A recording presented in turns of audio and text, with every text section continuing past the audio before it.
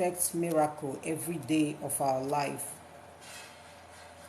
Each and every one of us expects miracle. We've seen so many miracles happen to a lot of people. We've read about miracles in the Bible, the miracles that God did for the children of Israel. And even in our own generation, we still hear people give testimonies about what God has done for them, the miracles that God has done for them. And so, with that, we believe that there is something called miracle. Some of us can even attest to that. We have experienced it in one way or another. But then, so many of us are misusing that opportunity. What we want in life is just a miraculous lifestyle. That is the problem we are having. Nobody wants to follow the normal process any longer, the due process. We don't want it anymore. What we want is just miracle. Even the food you eat will be miracle. The water you drink, miracle. Your footstep, miracle. Everything, miracle. That is where we are getting it wrong. I started this teaching based on this miracle because of so many questions I've received. Sometimes they are funny, sometimes they are not. Because from those questions, I can now understand that nobody wants to do anything anymore in life. Nobody wants to do anything. Everybody wants to stay at home and relax, and then life will be good for you. I've seen so many students come up to my inbox to ask me what they can do to pass exam. Such questions, I don't find them funny. It saddens me. I get annoyed when I see such questions. You are seeking for a miracle to pass your exam in school, showing that you don't even want to go to school in the first place, or you don't like reading. That's what it is. I know the school is tough. Everything about school is tough. But it is the toughness that will shape you to become who you will be in future. Everybody will not go to school. If you have tried and it's not working, then you go and learn a trade instead of seeking for a miracle to pass your exam. I've never heard about that. If you don't read your book, you will not pass your exam. There's no two ways about it. There is no miracle anywhere that will help you to pass your exam if you don't read your books, except you want to copy. That's another way for you to pass your exam, but you will have to be sure of what you are copying, that you are copying the right thing, copying from the right person, not copying from the wrong person who doesn't know what he or she is writing. If you copy from the wrong source, you will still fail your exam. There is no miracle anywhere that will make you to pass your exam. If there is anybody who is deceiving you by telling you to buy anointing oil and anoint your head or put it in your water or whatever so that you will pass your exam, if you like, don't read your books. After the exam, you will fail and you will still repeat that exam. So student, please stop coming up to my inbox to ask me what you can do to pass your exam.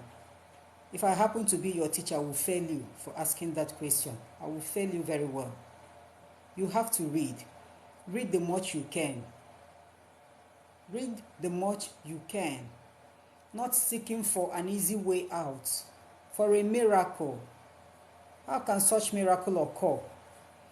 You don't want to read, but you want a miracle to happen so that you pass your exam. Please, it will never happen. It's either you read your books or you copy from somebody.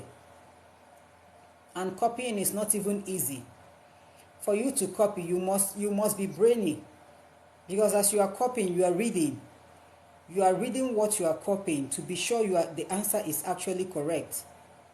Except you don't have anything up here. And then you can even copy the person's name and the person's exam number. No miracle will help you to pass your exam except you read. That's all. And this is not just students. It's not just students. I'm talking about students because they are the ones disturbing me on what to do for them to pass their exams, seeking for miracle. But a lot of people are behaving this way. Somebody wants to make it in life. Somebody wants to be successful in life. But you are not doing anything. You are always at home. Always at home, or you are with your friend, chatting and laughing. You are not doing anything to make ends meet. You are not working. You are not trading.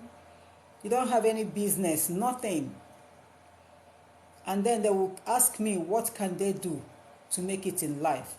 How? How will you make it when you are not doing anything?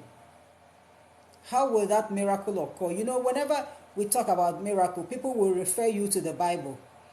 Manna, when manna fell for the children of Israel.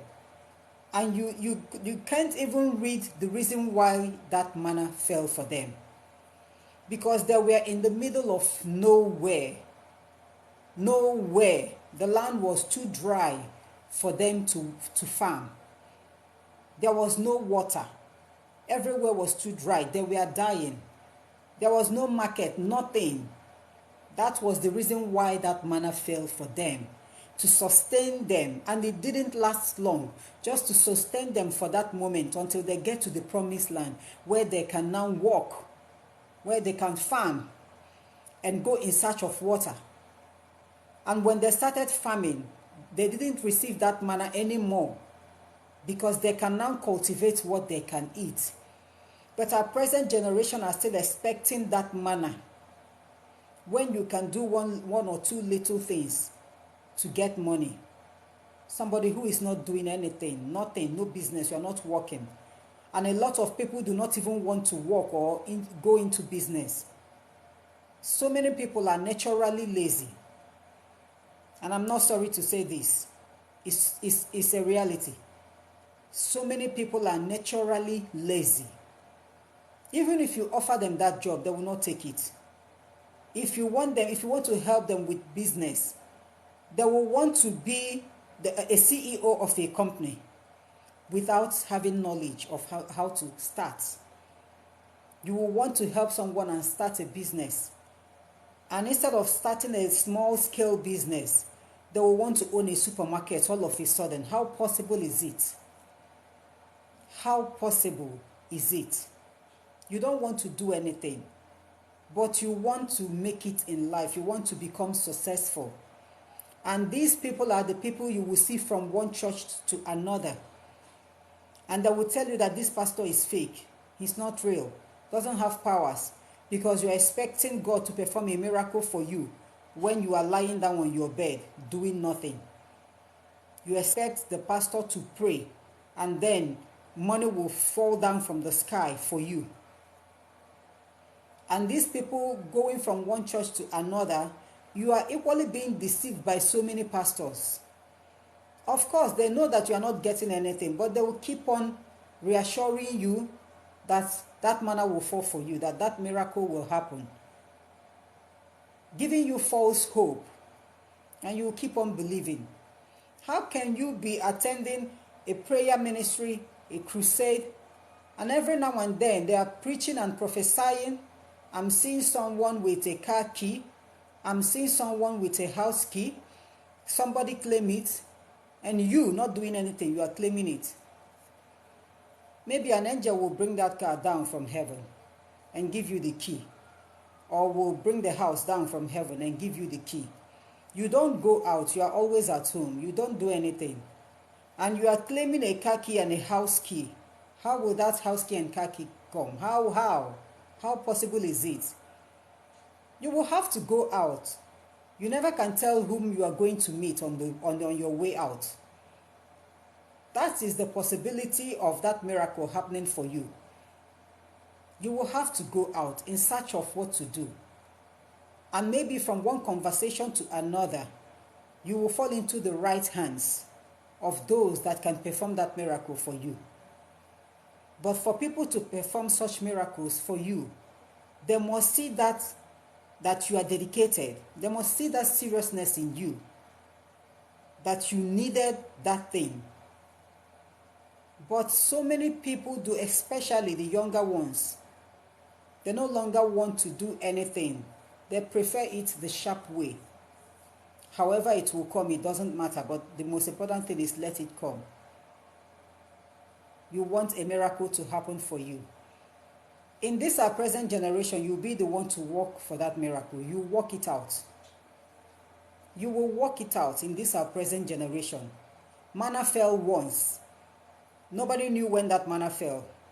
And ever since then till now, we've never heard of any other manna falling. Because you are going to work for that manna. You will work for it. You will merit it for you to earn it. You must merit it. And it's not just for people who are in search of greener pastures. So many families are facing through this thing. They're passing through this. A woman who is asking God for the miracle of a baby, but you are not in good terms with your husband. You are even living alone. You have your own separate bedroom where you sleep alone. Your husband sleeps alone. For the past 6 months, your husband hasn't touched you. You haven't gone to his room to sleep with him. He hasn't come to yours to sleep with you. Will that baby fall from the sky? How will you get pregnant? Through the air? How? By your husband mere talking to you? No. It is not possible. You are just trying to put God to test, of which you will not get any answer, any positive answer out of it. For you to get pregnant, you must be in good terms with your husband. You must be having sex with your husband. It is a must. There is nothing like a miracle baby. There is nothing like a miracle baby. You must be with your husband. You must have sex with your husband for you to get pregnant. If your husband is staying far away from you, then you will have to wait. And even if you're going to have sex with your husband, you must do it under the right condition. Your body must be relaxed. Your brain, your mind, everything will have to be relaxed for that pregnancy to occur. You cannot be staying in enmity with your husband, quarreling with him every day, every night, shouting, fighting. And every day you are inside the church asking God for the fruit of the womb, unless you are making another plans on how to get pregnant for another man. But if you are trying to tell me that that miracle will happen between you and your husband by living this way, then you are lying to yourself. And the worst is that they will never tell you the truth. They will tell you that they are married for 5 years, for 6 years, for 7 years without any issue. They don't have any child. But they will not tell you how they are living with their husband. When you ask them about the husband, they'll tell you he's fine, he's okay, pretending that all is well. Meanwhile, there is no mutual relationship between them and the man. And you are praying for a miracle, for the miracle of the fruit of the womb. My dear, let's face the truth. That miracle will not come. That child, that miracle baby, will not come from your husband, except you are planning to have it with another man. It will not come from your husband. The way we go about this miracle of a thing is actually getting out of hand. It's already out of hand. The way we go about it, we expect something bigger than us, something greater than us. That is what we always expect. I have seen someone who was offered something beautiful, something wonderful, that will make this person to become somebody in life. The only thing is that it's going to take this person away from home just for a little while. And after that little while, the person will be paid very well, that the payment can set that person up for life. But this person refused. All because it's going to take this person away from the comfort zone. And this comfort zone of a thing is one of our bigger problems. It is one of our bigger problems. You want everything to visit you in your house. You want everything to crawl and come inside your house. When you tell people, even in these spiritual exercises, this is where I'm equally have the meaning. It's actually bothering me. You will tell someone the spiritual exercise that he or she needs to do, but you are going to go out from your house. You are going to stand outside and do it. And they will give you 1001 excuses why they cannot do it outside. They will tell you that their neighbors are watching them, that their neighbors will hear their voice, that the neighbors will look at them from one excuse to another. And they will ask you, can I do it inside my sitting room? Can I do it inside my bedroom? But this spiritual exercise is something that can only be done outside, not inside the house. And they are trying to make you change situation. It's not possible. That is why a lot of people, after performing any spiritual exercise, you will not get the result. Because you didn't follow the exact instruction. Do this outside by 12. They will tell you no, by 12, some people will still be around. Let me do it by 6 p.m. And you want to argue with the person. That's why when they try to argue, sometimes I will say, okay, go ahead and do it. And after, they will not get the result. There is always a reason for you to do that thing at that particular time. But people always want the easy way out. The miracle. Some will not even want to do it.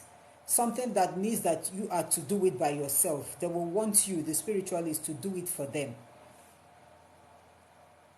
In performing spiritual exercises, there are certain things that means that the person you are doing it for will have to talk.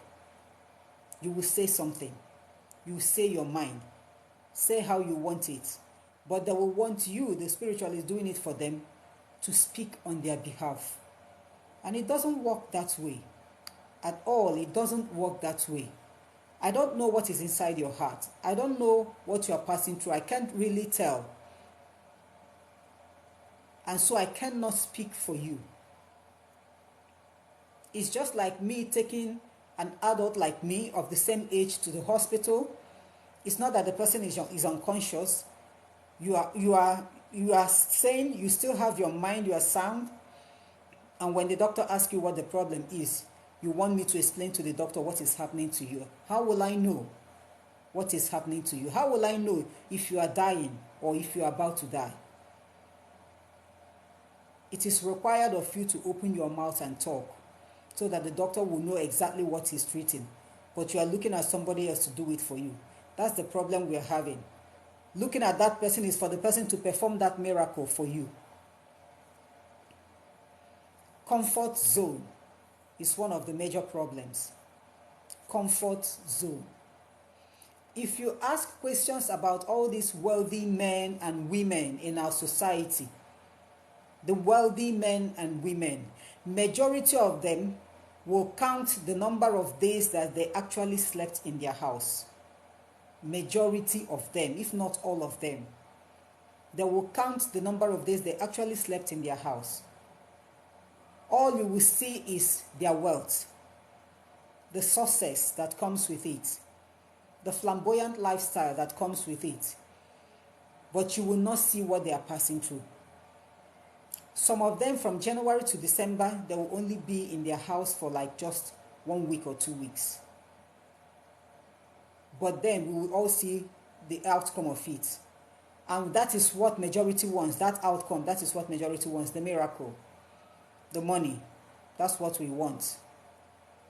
But if you decide to give the position to that person that wants that miracle and tell him or her what to pass through for him or her to achieve that, they will refuse. They will refuse. Everybody wants it the easy way. Nothing good comes easy in life. Nothing good comes easy. If these prominent people, the wealthy people, open their mouths to tell you what they pass through to make it, you prefer to be sleeping in your house from morning till night without stepping out. But then, how will you become successful in life if you cannot work for it? And I want to tell us this, please, that you are a Christian.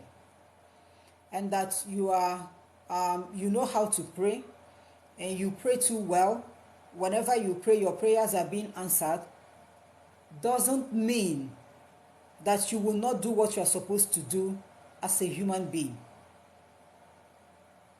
There is something that is always happening. I don't know if you have ever experienced it if you're a civil servant. I have talked about this in my place of work. I condemn it. There is time for everything. If you're a civil servant, there is time for everything. If you want to pray in your office, there is time for it. You don't use the time for work for prayer. It's totally wrong. And at the end of the day, you open your arms and collect your salary. When you come to work and you want to pray, you pray. You say a short prayer because that time is dedicated to the government. You signed for it. You signed that contract. It is for government. If you want to pray in your place of work, you pray. A short prayer, not holding a crusade in an office with people waiting for you. And tomorrow you will say that you are not getting what you are supposed to get. You are praying for God to answer you, and it seems as if God is not answering you. It's because you are dubious. Yes. You are duping the government, that's what it is, and you expect God to bless you.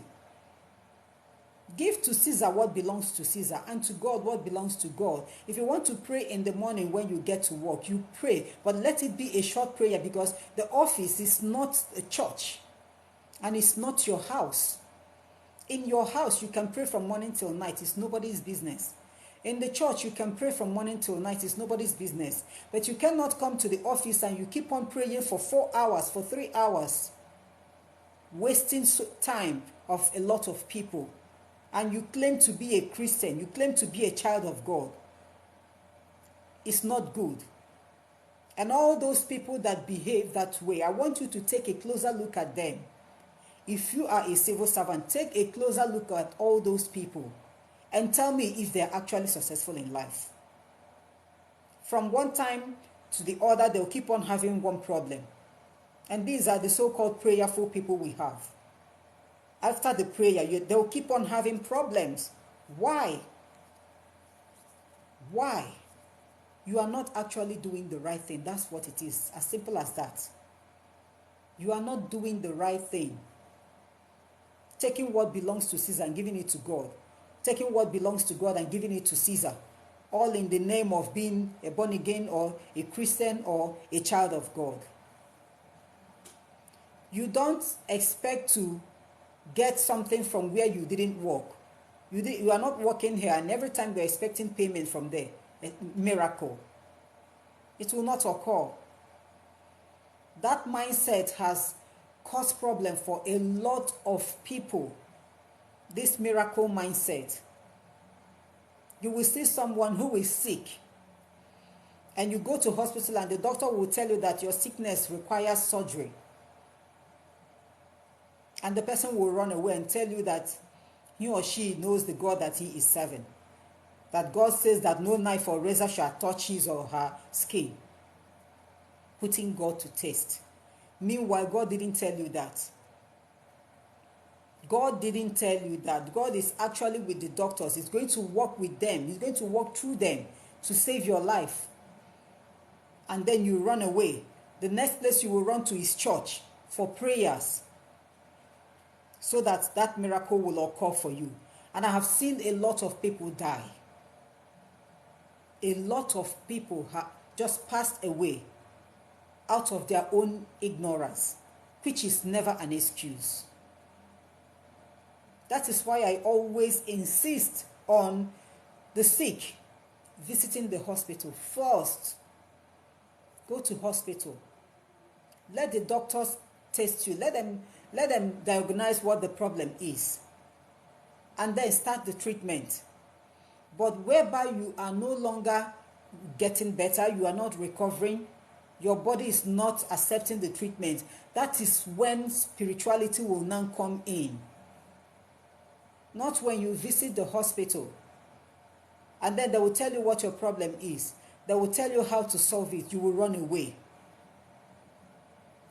In this case, in this particular case, women who deliver through cesarean section, I want to talk to you people. The idea of the Hebrew women has caused a lot of women to remain in the grave till today, and a lot are still going down into that grave. And women has refused to learn their lessons. This Hebrew women mindset. Nobody is reading the Bible anymore. We just hear stories in the Bible, but we will never read the Bible the way that we are supposed to read it. When you want to read the Bible, you read starting from chapter 1 so that you will understand everything, not just jumping into conclusion. You just read that portion that you want to read for your own good only.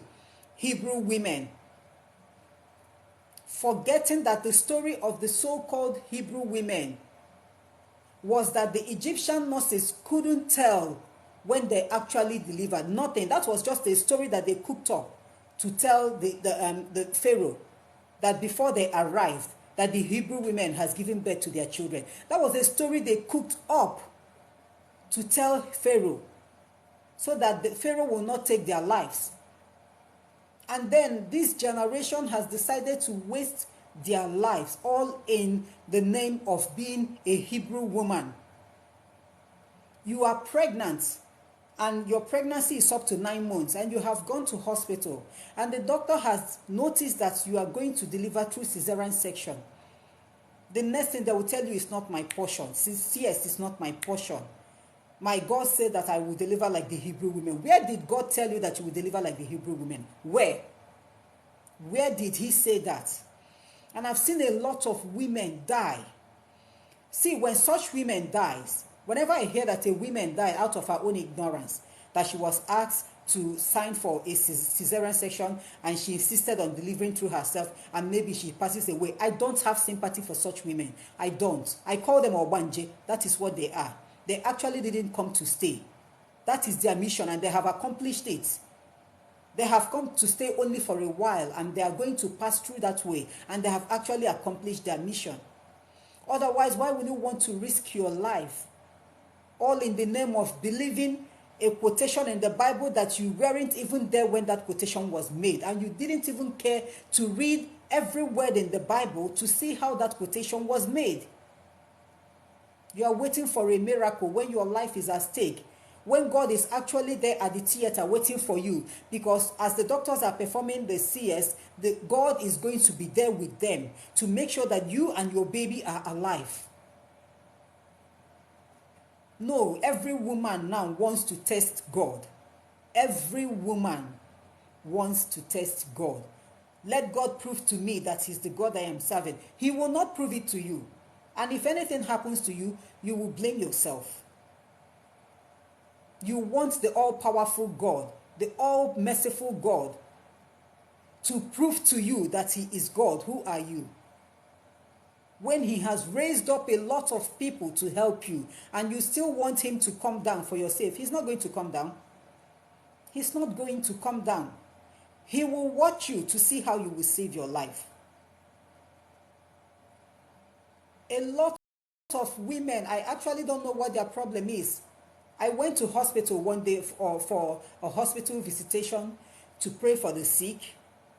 And then I came across a young girl who was crying. She was just by the corner crying and she looked so pale. So I saw people gathering around her and I decided to go closer and ask what the problem is. And I was told that she just put to bed. And I said, okay, so why is she crying?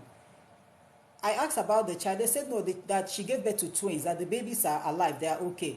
And I kept on wondering why she was crying. And the next thing this girl said was that her co-wives will laugh at her because she gave birth through CS. That her co-wives deliver the normal way, but that she gave birth through CS. And I immediately asked her, which one is abnormal way and which one is normal way? I asked her, did you vomit the children from your mouth? Did you vomit them? You carried them in your womb for 9 months. Which one is the normal way and the abnormal way? You have your 2 babies, 2 bouncing babies, 2 healthy babies, alive and well and kicking, and you are crying about what people will say because of the way you deliver your babies. Can you see the mentality, the level, that is the lowest level that our women have deteriorated? You went into a surgery room. If you have never visited a surgery room, you will not understand what I'm trying to tell you. It's just like between life and death.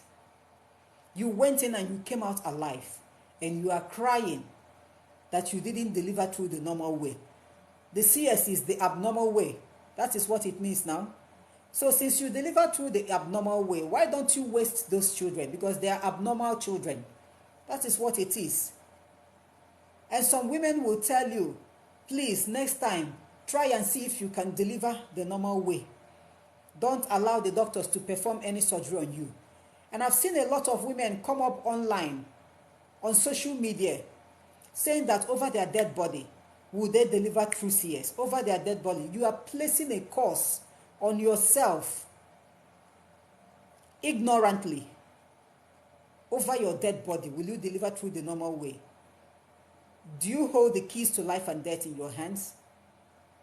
You are actually waiting for a miracle that you are not sure if it's going to happen for you. You have already placed your life between death and life. That's what it is. You don't know if God has already assigned it that you are going to deliver all your babies through the cesarean section. You don't know. Nobody ever opts for CS. Whenever a woman gets pregnant, of course, everybody hopes and believes that you are going to deliver the baby by yourself. But then along the line, if the doctors detect any abnormalities or any whatever, they will opt for CS to save your life and that of the baby. And the ignorant ones, I don't know. See, being ignorant is not all about being educated. It has nothing to do with education. A lot of people are educated, but at the same time, they reason like people who didn't cross any school at all, who didn't see the four walls of any institution at all. I don't know why. Women need to be sensitized a lot. Women in particular, they need to be sensitized in all these things. I'm pinpointing on them because I've seen a lot of them go down every now and then, all in the name of hoping for a miracle to occur for them. You didn't sign any agreement with God. As a human being, nobody, even from the time of old, nobody signed any agreement with God that this is how my life is going to be. So you stop expecting miracle where there is no miracle. You stop expecting miracle. That miracle can only occur in a situation where there is no other help, where every help has been exhausted. There is nothing else left. That is when that miracle will occur. Assuming you are a woman who is heavily pregnant and the doctors have decided to perform a CS on you and you accepted because you cannot deliver the baby by yourself, and maybe along the line there is a complication and then your life is now at stake, that is when miracle will now occur for you. What God is looking at is now your faith and your effort, because you have decided to comply with the doctors. Let them do their best while you hand your life over to God. If anything goes wrong, it is now God's duty to step in and save you and the baby, not you putting God to taste for him to prove to you that he is God in the name of seeking for a miracle. If you put God to taste, you are going to see the negative side of God and you will not like it. Nobody tests God. Nobody does that. But our generation are doing it from time to time. You are a diabetic patient, and I want to talk about this because I've seen a lot of questions from people asking me what can a diabetic patient do for him to, so that the diabetes will leave the person completely. If you are a diabetic patient, make sure you are going to hospital. Make sure you are taking your drugs religiously. Make sure you are taking your drugs religiously. If it's God's will that he will heal you completely from that diabetes, he will do it. There is nothing like you stopping your treatment, all in the name of you are believing God that is going to heal you. My brother, my sister, one day you will pass away in no distant time because you are actually putting God to taste. Diabetic patients, please try and visit hospital, because I'm sure there are drugs for you. There are injections for you. My mom was diabetic, and for once, she never stopped taking her drug until the last day of her life. Actually, the drugs helped to prolong her life. My mom was more prayerful than I am. My mom was the most prayerful woman in our house, but she was diabetic, and she takes her drugs morning, afternoon, night, even insulin injection. She does that by herself before she passed away. And so for someone to come up to ask me, what can I do so that the diabetes will leave me? I don't know. All I'm telling you is never you leave your drugs. That miracle you are seeking for outside, there is no miracle there. There is no miracle outside. Take your drugs. Take your injections. If it's God's will to heal you, He will do that. He will heal you. He will make your systems to be perfect. But not by you deliberately stopping your injections, stopping your drugs. If you do that, then it means you have decided to exit this earth. You no longer want to stay with us. That's what it means. And nobody will force you to stay, because the world is even over congested. If you don't want to stay, you are free to go. But if you actually want to stay, you help yourself. Heaven helps those who help themselves. Stop seeking for miracle where there is no miracle. It will only occur when you are in a helpless state. Miracle will only occur when there is nobody to help you, when there is nobody around to save you. I know of a particular woman who had a fibroid, and she did her best. She went to hospital for treatment, and they diagnosed that the fibroid was big and required surgery, but she didn't have a kobo, nothing. According to her, she went round to borrow for the surgery, but she couldn't get anything at all. And so she started attending crusades, talking to God, pleading that God should send a helper so that she would go for the surgery. And that was when God actually stepped in into her case to prove to the woman that He is God. Instead of sending those helpers that would give her the money for the surgery, the woman delivered at the arena. She just delivered the fibroid like a woman delivering a baby. We all saw it with our eyes. We all saw everything, how it happened. And God proved to the woman that He is God, because the woman has done her possible best as a human being to raise money and save her life. But then her best wasn't good enough, and God stepped in. And a lot of women are carrying this fibroid, and they are not going to hospital, or they have gone to hospital and they have discovered that it's fibroid. And instead of knowing what to do to remove that fibroid, they'll keep on going to church, believing. And some of these, I'm so sorry to say this, but some of these pastors are actually not helping matters. You know the truth. You know that if this woman doesn't perform surgery and remove the fibroid, that she's going to die. And yet you are telling her that God will shrink the fibroid just like that. A miracle will occur. Instead of trying to help her to raise money so that she will go for surgery, you are telling her that God will perform a miracle. And if the woman eventually dies, they'll tell you that it is how God wants it. So why do people want to allow themselves to be used as experiments? Why? Putting your life in line for people who do not merit it. Putting God to test to see what He can do, all in the name of hoping for a miracle.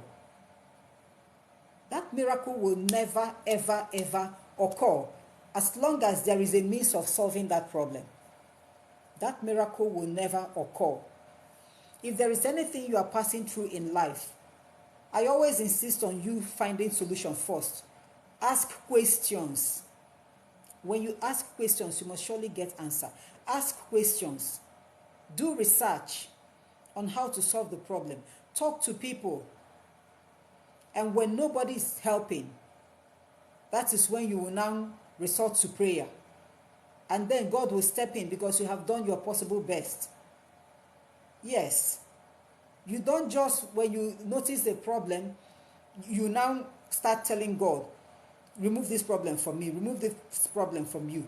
Meanwhile, maybe that problem is God actually allowed the problem to make you stronger in life, to grow your faith, so that you'll be able to handle people's cases. But no, you don't want it. You want a miracle to occur for you anyhow. Let that miracle occur.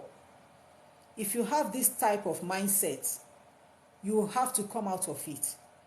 People with such mindsets hardly progress in life. And tomorrow you will say that it's your village people that are behind everything. Meanwhile, you are the one tying your progress down. You are actually sitting on your progress. You sit on it, you stand on it, and you are praying for God to lift you up, for God to help you, for God to prosper you. Meanwhile, He has sent down that prosperity, and you are standing on that prosperity. You are sitting on it. You are trashing it. And you are waiting for another miracle to occur. Nobody wants to do anything anymore to see how he or she can get out of his problem or her problem. It's always the easy way out. And the worst is that even when you tell them that easy way out, they will tell you to do it for them. How weak we are. They will tell you to do it for them. Some people will tell you to help them in fasting. How can I help you in fasting? I haven't even fasted. I don't know the last time I fasted. I'm being honest with you people. I can't remember the last time I fasted. My fasting doesn't exceed 9 a.m. I can't remember the last time I fasted and somebody is asking me to join him or her in fasting. I will not join you in fasting. I can only lift you up in prayer, but I will not join you in fasting. Nobody wants to do anything anymore. People will call you by 1 a.m., tell you their problems, and ask you to go into prayers for them immediately. And what will happen to you if you go into that problem by yourself? If you go into prayers immediately by yourself, what will happen? We don't want to do things anymore by ourselves. We want it the sharp way. If there is anybody that can do it for us, please do it. Nobody wants to suffer the flesh a little bit. Nobody. But then we are eyeing the highest position in life. Every time we sit around, we talk about the wealthy people. We talk about how they've made it. We talk about how successful they are. But then we don't want to see their struggles. We don't want to see the pains. We don't want to see their sleepless nights. We don't want to see that. We only hear of their names and we want our names to ring bell like that. But we don't want to work hard. We don't want to do anything. And the easy way out is for them to approach the spiritualists and the pastors. Do something for me so that I'll be successful. You are deceiving yourself. You are the deceivers will actually promise to do something for you, and then they will charge you. If you have the money, you pay. And if you can bear witness with me, you will know that such charges are not little money. Spiritualists and native doctors and some pastors don't charge anything less than 100,000 naira. You know that. For those ones that loves you too well, they can reduce it to 80,000 naira just for them to pray for you. A prayer that you can do by yourself. You actually don't have money, but you have the money to pay somebody to pray for you. So who is deceiving who? You want the easy way out, but you are not getting it the easy way any longer. Because once they've charged you, you go out of your way in search of that money to give to them. Yes, of course, why wouldn't you pay them? You are supposed to pay them because you want to keep them on their toes, praying for you. You are causing sleepless nights for them because they are going to be awake, praying for you all through the night. So you have to pay them. Yes. A worker deserves his wages. That is their wages. If they are going to be awake, praying for you, shouting for God to help you, you need to pay them. They deserve it. But whereby you don't have that money to pay them, you do it by yourself. Stop seeking for the easy way out. There is no easy way out at all. There is no easy way out. A lot of us are looking at the politicians. They are making it. They are packing all the money. They are running away with our money. They are doing this. They are doing that. When that politician will be awake, holding a meeting from night till morning, you are in your house sleeping.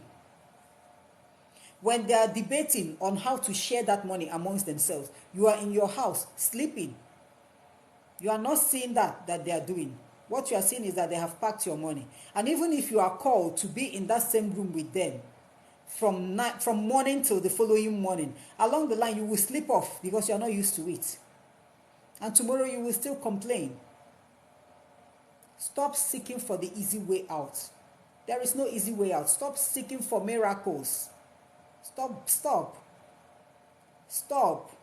The miracle will occur for you when you start the process. You will have to work it out. Manna will no longer fall. No matter how you pray, no matter how holy you are, no matter how spiritual you are, no matter how powerful you are, manna will no longer fall for anybody anymore. You will work for that manna. God said that he's going to bless the works of our hands. He is not stupid when he made that statement. He's going to bless the works of our hands. But we don't want to have anything anymore doing. We don't have anything to show to him and ask him to bless it for us. No. We now want him to give us money from heaven, to rain down money for us. That is what we want to do. Show him what you can do. Show him what you are doing. And then ask for his blessings, and he's going to bless you. Not when you lie down on the bed and you are reading a book on how to make 10 million naira in a second. You are reading a book on how to make 10 million naira in a second, and after reading that book, you will think from morning till evening, and after thinking, you will sleep. And you are still not doing anything, and you are still expecting a miracle. It will not work, even if you don't have any money, but you want to start up a business, and you want to talk to somebody. The first step is for you to get up. Get up. After your prayers, believing God that he's going to help you, you move straight to that person that you want to talk to. And talk to the person. Don't stay in your house and assume that the person will not give it to you. The person's face is like this. He doesn't smile. She doesn't give people that chance to talk. If I talk to her now, she will snub me. He will walk me out. You are in your house assuming all these things. You haven't gone to that person. You haven't opened your mouth. You haven't said anything, but you have already given answer to the whole situation. So how are you going to succeed in life? How are you going to make it?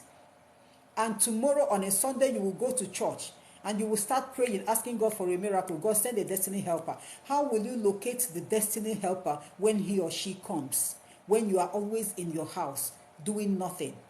After the prayers, the next thing for you to do is to go out and see how you can meet that destiny helper. No, you will not. You will be in your house reading the book of how to make 10 million naira in a second. That miracle you are seeking for is not outside. You have the key to that miracle.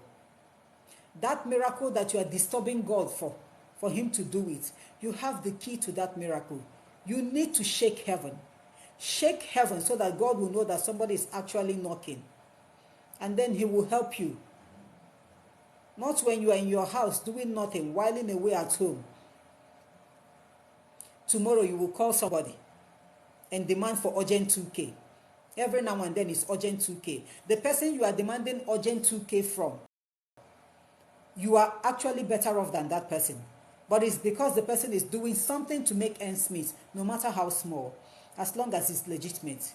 But you are every now and then you are calling on the person demanding for urgent 2K. My friend, get up. Get up. That miracle is not outside. You will work it out. There is nobody called Father Christmas.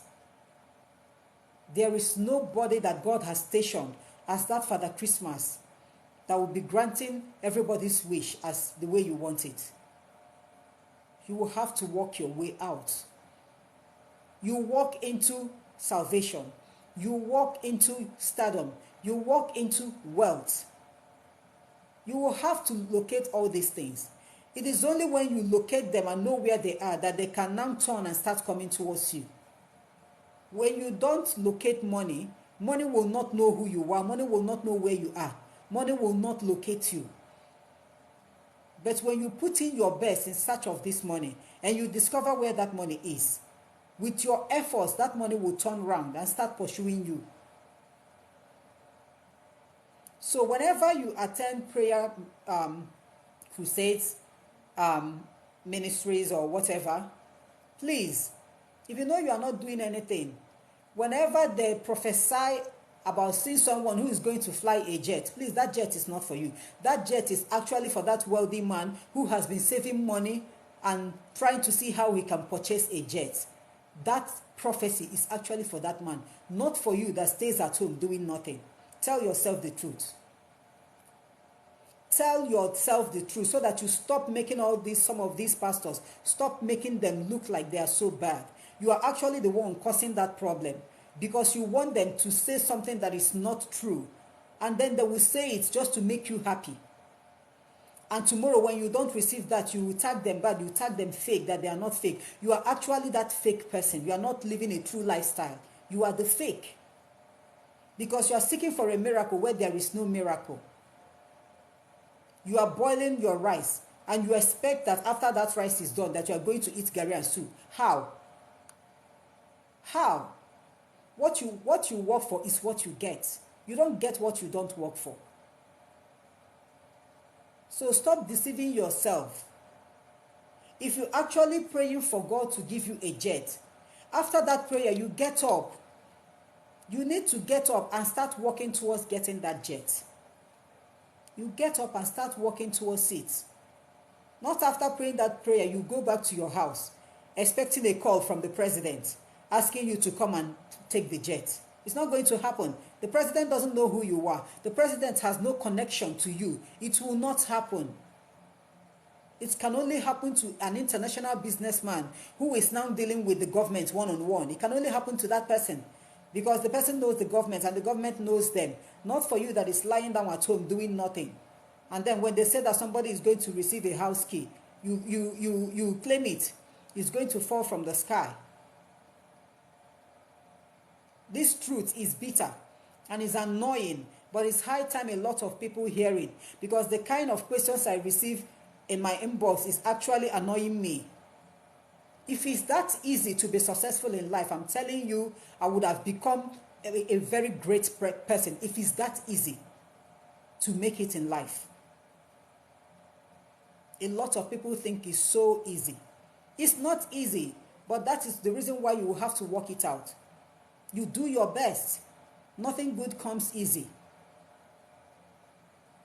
If you like, place your plate outside tonight. And by tomorrow morning, you see manna fall on that plate. If you like, you do it. Try and see if it will happen for you. If it happens for you, fine. If it doesn't happen for you, then you go and search for where you can get the manna. It's either you buy it or you cultivate it, whichever one. So let's stop living a fake life. That is what I call it. Living a fake life. Living a fake life. Claiming what you are. Meanwhile, you are not. You are not, and you are not even sure of where you are and where you are going to. Expecting miracle every now and then. If God is giving this miracle just like a rainfall, nobody will be suffering in this world. Everybody will live well. Even it can even remove death. Yes. If God is doing this miracle the way we are expecting it, I'm sure death will cease. It will no longer occur. Nobody will die. We'll keep on living. We'll keep on enjoying. Get up. Get up. Make use of your time now that you can still do it. Because a time shall come when you can no longer do anything. And that is when nature will take place.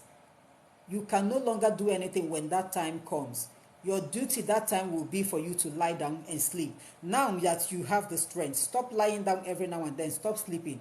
See, me in particular, I love sleep a lot. I love sleep a lot. As a growing girl, whenever I come back from school, I will sleep from that time till night. And sometimes my siblings will want to beat me because of the way I sleep. But right now, I don't know where that sleep has gone. It has actually vanished. Because I'm now in reality, no longer in the dream. It has vanished. So there is time for everything. A time shall come when I will sleep the way I like. But for now, no. If I want to live the life that I want, I will have to go out there. and work for it. I want to give my children the best. I want the best for my husband. As for my husband's case, I go down on my knees and I lift him up while he is working. For my children's case, I go out there and work. I work hard to provide for them so that they will meet up in life. And then I teach them on how to stand on their own. I must work it out. It is my duty as a mother, because a time shall come when I will now be lying down on the bed every now and then sleeping, and it will be their duty that time to take care of me. If I don't pave way for them, if I don't show them how to make it in life, when that time comes, I will suffer, because they will not be able to take care of me, because they didn't learn it from me. But now is the time for me to show them. And you don't show examples by talking. You show examples by leading the way. And then the rest will follow.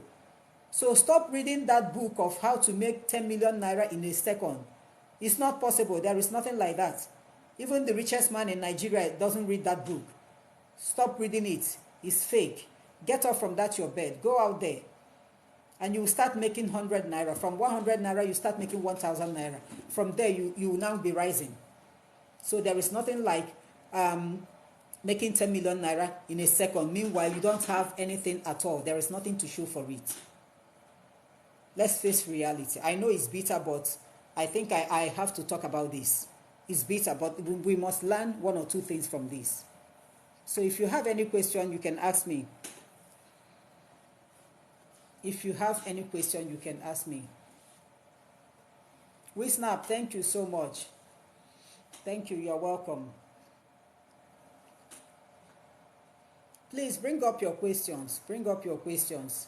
Sandra, good evening. You're welcome.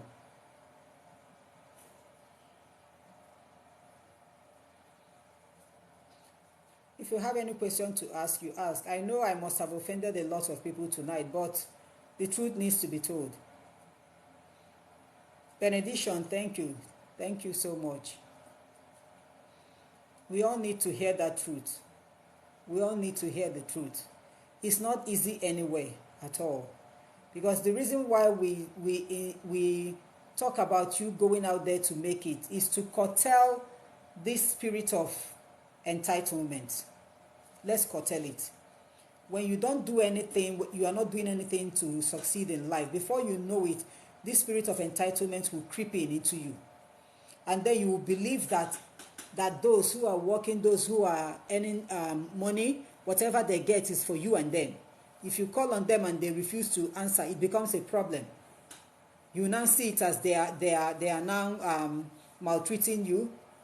It's not maltreatment. It is telling you to get up. Yes, it's telling you to get up. Because you can't depend on charity all the days of your life. Meanwhile, you are not crippled. You are not disabled. You are not lame. You have your hands and your legs. You can walk, you can talk. You can make use of your body. But you have chosen to depend on others, thereby having that spirit of entitlement in you. That's the reason why we're talking about all these things. All this miracle that people are expecting every now and then actually leads people into believing that whatever any other person gets is actually for the two of you. Please, if you have that spirit in you, it's a very bad spirit. Entitlement spirit. It's a very bad spirit. That spirit will never allow you grow in life. You are not going anywhere in life with that spirit. It will always keep you down.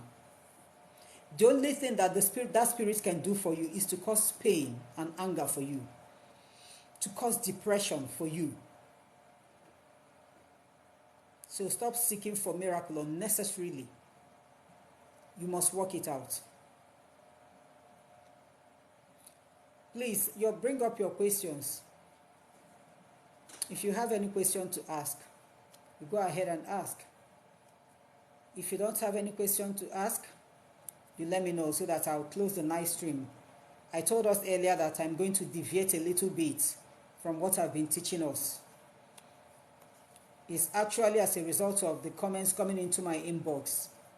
And when I see such questions, the last thing I will do is to reply you. I will never reply you at all.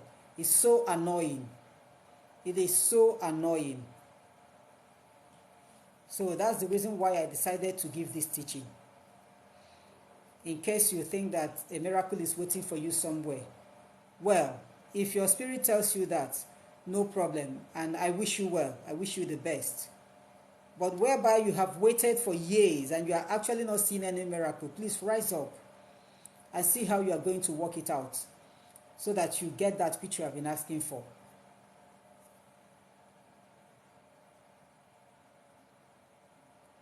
Okay, Sandra, which spiritual recipe can I use to boost my online sales for daily massive sales? Sandra, for online sales, first of all, you have to be prayerful. Second, you need to check your destiny. You check your destiny. You know, a lot of people, if your destiny is straight, wherever you are, even if you're in the pit, you will draw customers into that pit. But there are a lot of people whose destinies are that they will meet with people one-on-one for that your destiny to shine. So you have to check your destiny. You can have the right market. You may be marketing well, but if your destiny is not in line with that online business, you will not progress there. Apart from being prayerful, we check your destiny. Sometimes it doesn't go in line with what someone is doing. Maybe your destiny is that you are going to be in the market, but then you don't want to be in the market. You want an online business. You can stay in that online business for 5 years and you are not getting anything. But the moment you move into markets, because when you are inside the market is not just for the living, it's equally for the spirits also. You come in contact with different energies. And when your destiny is that you are going to make it through that market, you will attract more positive energies that will help you to succeed.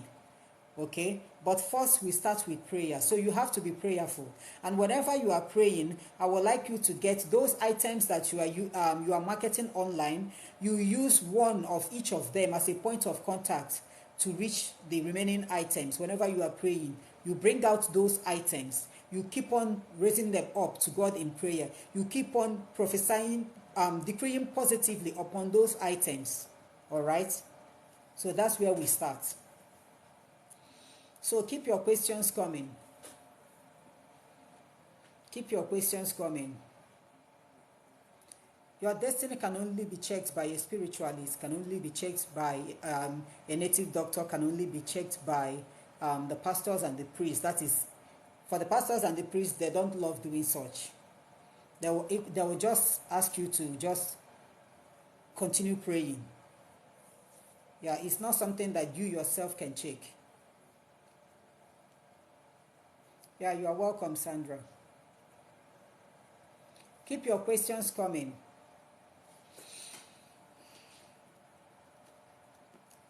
Keep your questions coming. If the questions are not coming, you let me know so that I'll end the live stream. If I have offended you tonight, so sorry, forgive me, but we must talk about this. Let's tell ourselves the truth. Let's save a lot of people. Let's save a lot of people. We all want and we all deserve a good lifestyle, yes. And we all don't want to suffer, yes. But the world is telling us a different story. If your parents didn't make the way for you, you have to make that way for yourself. And if possible, make the way for your generations to come. Okay? So that's why we talk about this, We talk about it from time to time to create awareness, to set a lot of people who are in bondage free, because a lot of people are in bondage. With this, a lot of people are in bondage, believing that one day when they wake up, everything will be better. And it keeps on getting worse.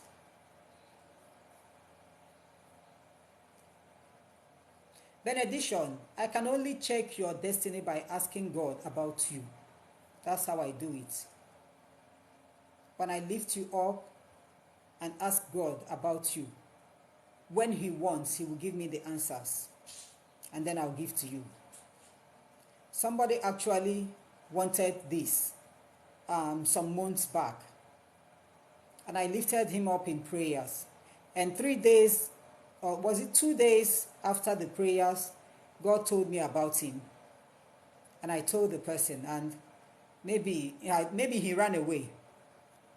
He didn't believe the answer I gave him. And I told him to go and verify. Because when I give you an answer, I'll tell you to go and verify. I told him to go and verify. Okay? What he was expecting wasn't what I gave him. And just like somebody I know, a lady, she gave me her name and her husband's name and asked me to check for them. And after the prayers, the answer I gave her, because she was actually pointing accusing fingers at somebody, but God said that the person is totally innocent and has nothing to do with their destiny, because she was saying that their destiny was tampered with. And God told me to tell her what to do. A very simple step, but that's not what she wanted. Maybe she wants me to tell her to buy ram, buy goat, buy chicken, slay, do this, do that. She was just giving a very simple instruction, which I am not supposed to do for her. Something she's supposed to do for herself, but she didn't buy it. And up till now, she's still like that. Exactly, Chris. He's the one that actually asked for that. And I told him that I'm going to pray with his name, and that whenever I get message, I will contact him. And then I got the message and contacted him and gave him. He decided to disappear. He doubted it from his comments. He doubted it. And I told him to go and verify. So ever since then, I've been waiting for him to, contact me and tell me that he verified that it was a lie or whatever. But I didn't hear from him anymore. So please keep your questions coming. If you have any questions to ask, please. Ben, you are welcome. Ben, you came late. You came so late. We are about closing for tonight. But all the same, you are welcome.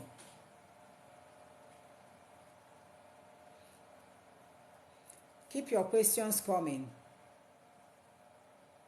I'm still waiting for your questions. I don't really have much time tonight. Ben, you did? When? Wow. Okay, maybe I will have to go through my WhatsApp. I can't remember, but I'll have to go through my WhatsApp. You have my number, right? I will have to go through my WhatsApp and check.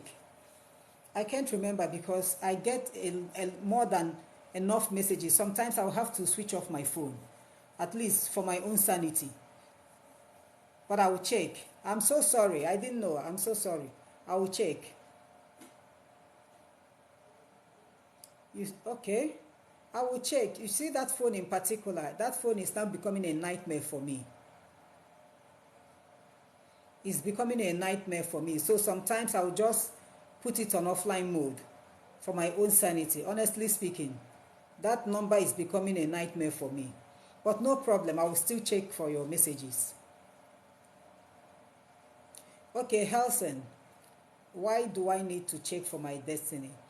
Helson, you are right with this question. Like I for one, I really don't like, like before I answered my call, I don't like people telling me about my destiny. If anybody wants to tell me anything, like something that will happen in no, I will tell you to keep it to yourself. Hold it. When I get to that stage, let God help me out. Because what I hate is negative news. I hate it. And most of the times, they always come with a negative news. So, but a lot of people do like it, to know the next step in their life, to know how to go about their business, to know their mistakes, their wrongs, and how to correct it.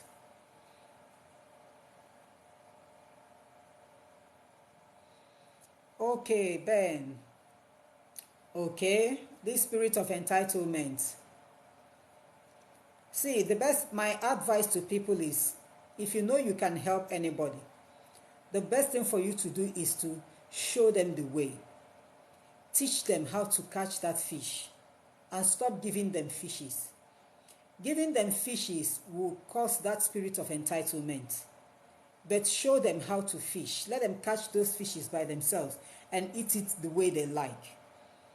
And when you want to show people how to catch the fish, that is when you actually know those who really want to survive, who really want to make it in life. Those who want to succeed will learn. And those who really want to depend on you for the rest of their lives will run away, because they don't want to learn. They want to depend on you. They want to milk you dry if possible. So help them what you can and then focus on yourself. Because one thing in this life is, when you invest everything you have on other people, if you happen to fall down one day, they will never lift you up. They will never lift you up. All those people that you help will never come for your rescue. They will never help you. So the best thing is, do not kill yourself for anybody. Do the much you can. Satisfy your conscience. Let it be on record that you have done this for this person. And then you focus on yourself. Anybody who wants to survive will survive. There are so many means to survive.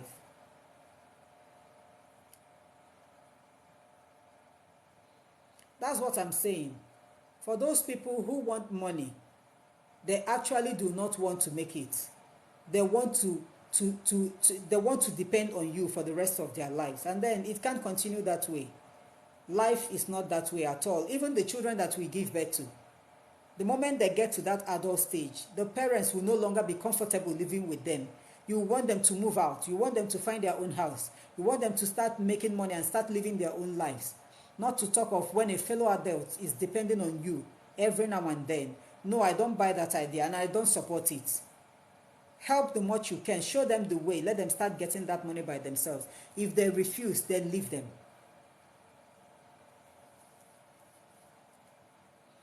So if you have any question, please bring up your questions. 9:12. I'm going to stop by 9:20. I'm going to stop by 20 minutes past 9. I believe we've all learned one or two things from tonight. It's totally different from my normal teachings. That's how it came up. That's how it came up. Life is not easy, but as long as there is life, there is hope. And we do our best, our possible best, to survive. To survive. And then we pray. As you are doing whatever you are doing, you pray and ask God to show you mercy. And he said that he will only show mercy to those that he will show mercy to. That means that mercy is not actually for everybody. Nelson, you are welcome. Okay, your first time here. Helson, thank you so much. Thank you for joining us.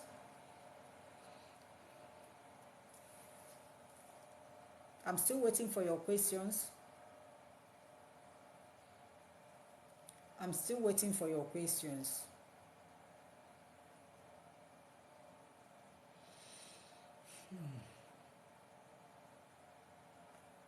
I'm still waiting for your questions.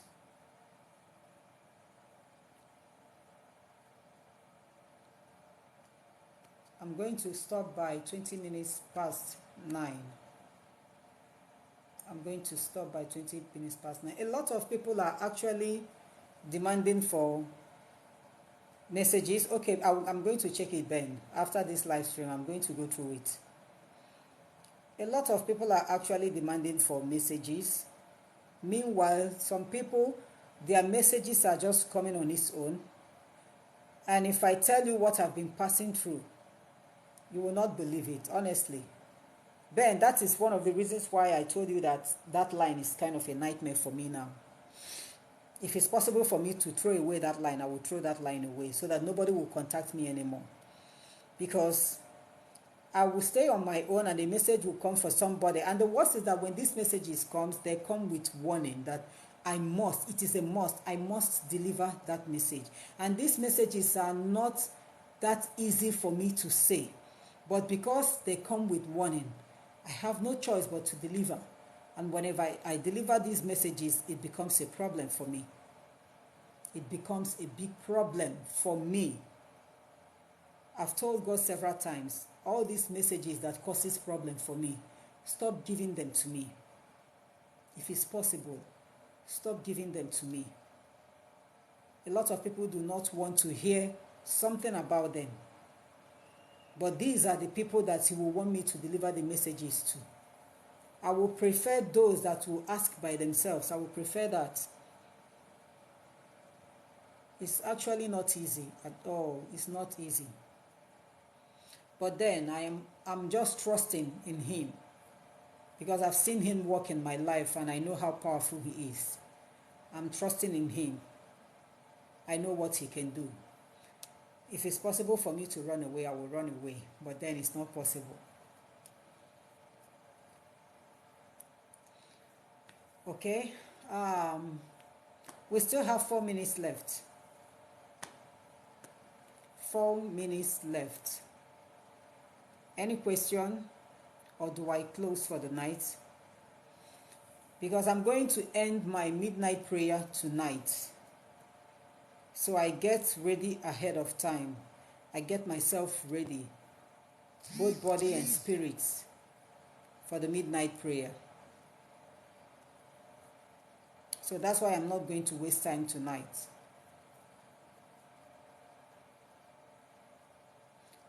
Mary B, I'm fine. Thank you for asking. And how are you too? I'm really fine. I'm doing good.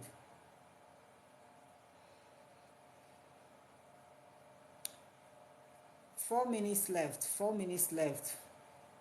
We are waiting for more questions. We thank God. I thank God for you, Mary B. Thank God. 3 minutes left. I have 3 minutes more for me to end the live stream.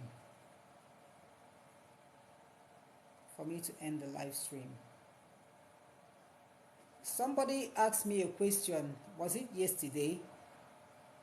How to teach her how to wake up her grandma. Okay, Mary B. Israel, is Israel is it your child or your sibling?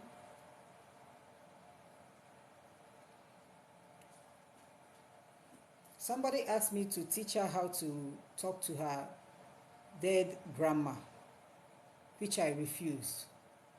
Oh, okay, Israel. Okay. Well, so, all right, no problem. No problem. Yeah, I get it. No problem.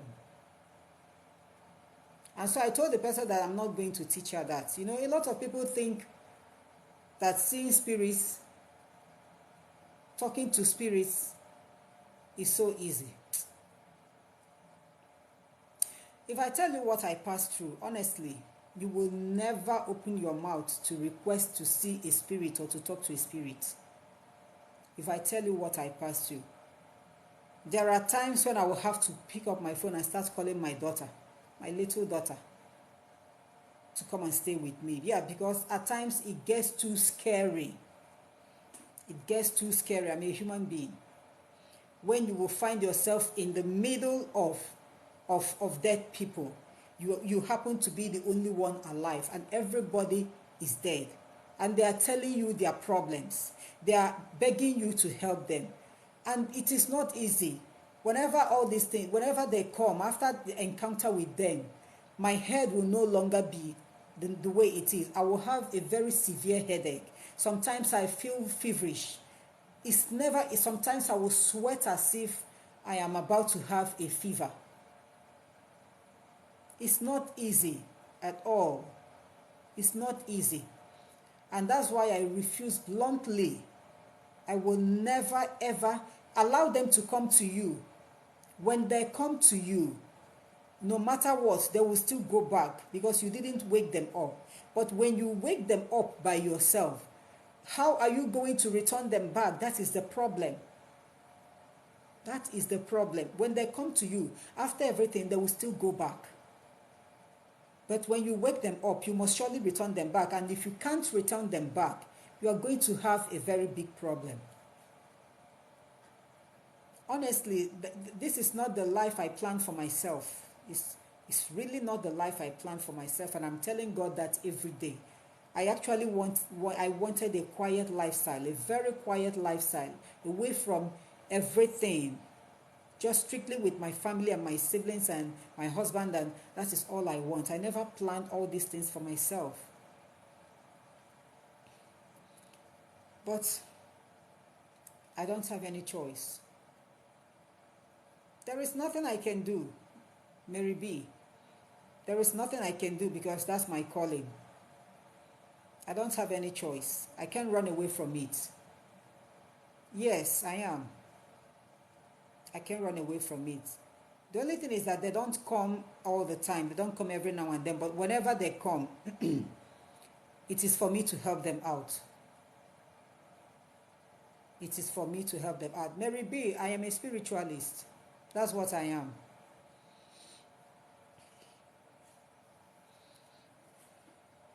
Yeah, we thank God for everything. We thank God. So,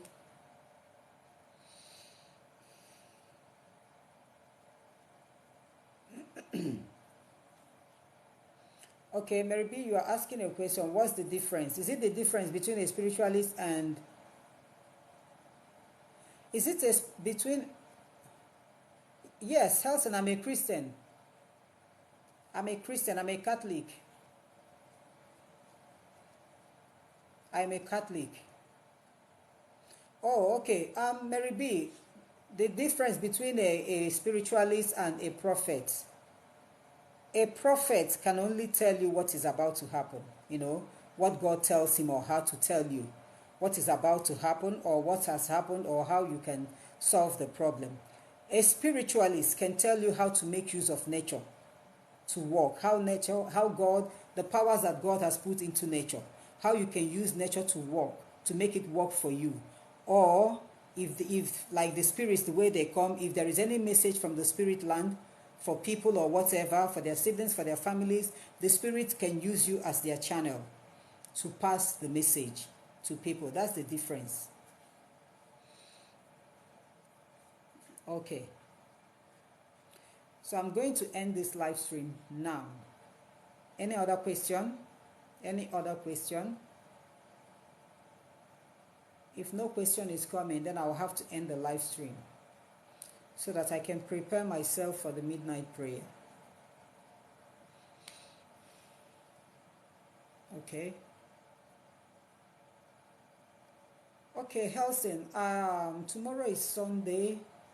I don't know if I'll be here Sunday night, but it can be, it will either be Sunday night or Monday night.